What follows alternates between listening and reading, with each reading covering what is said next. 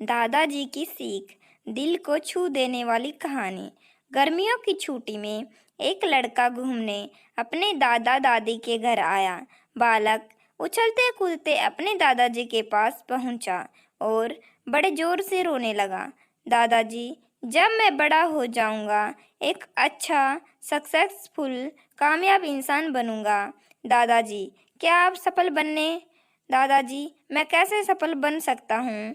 दादाजी कुछ बोले बिना सिर हिलाकर हाँ बोला और बच्चे का हाथ पकड़कर एक पौधों वाली दुकान पे ले गए और वहां से 2 पौधे लेकर आए और बच्चे से बोला, एक पौधा खुले आसमान के नीचे लगा देना और दूसरा पौधा घर के अंदर लगा देना।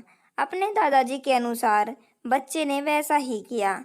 अब कुछ देर के बाद बच्चे ने अपने दादाजी से बोला, दादाजी, जो घर के अंदर गमले में पौधा है लगा है उसका भविष्य ज़्यादा अच्छा होगा और जो पौधा घर के बाहर खुले आसमान के नीचे लगा है उस पौधे का भविष्य ज़्यादा अच्छा नहीं हो पाएगा।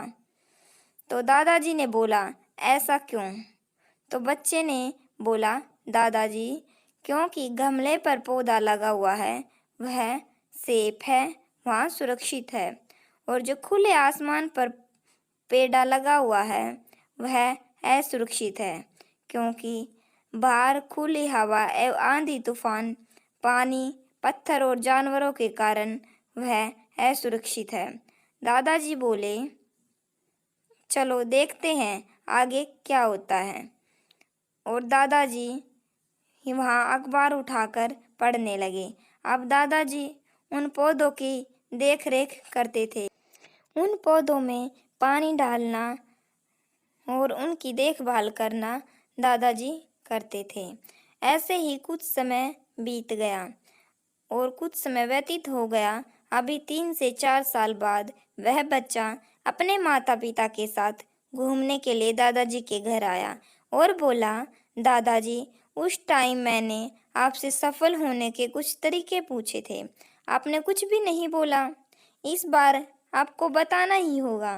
दादाजी मुस्कुराते हुए लड़के को उस जगह पर ले गए जहाँ पर उन्होंने 2 गमलों में 2 पौधे लगाए थे।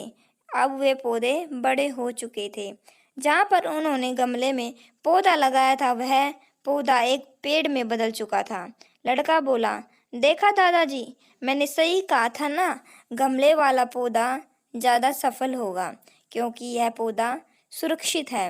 अब दादाजी ने अपने बच्चे से वह पौधा दिखाया जो खुले आसमान के नीचे बाहर लगा हुआ है। उसे भी देखने पर जब वह लड़का अपने दादाजी के साथ गया तो खुले आसमान के नीचे जो पौधा लगा हुआ था वह पौधा बहुत बड़ा विशाल वह बड़ा हो बन चुका था। उसकी शाखाएं और लाट दूर दूर तक फैली हुई थी और उस पौधे के नीचे कुछ व्यक्ति बैठे हुए थे जो राहगीर वह राजा बड़े लोग थे। उस पौधों के नीचे आराम से विश्राम कर रहे थे। दादाजी ने उस बच्चे से पूछा, बताओ कौन सा पौधा ज़्यादा सफल हुआ?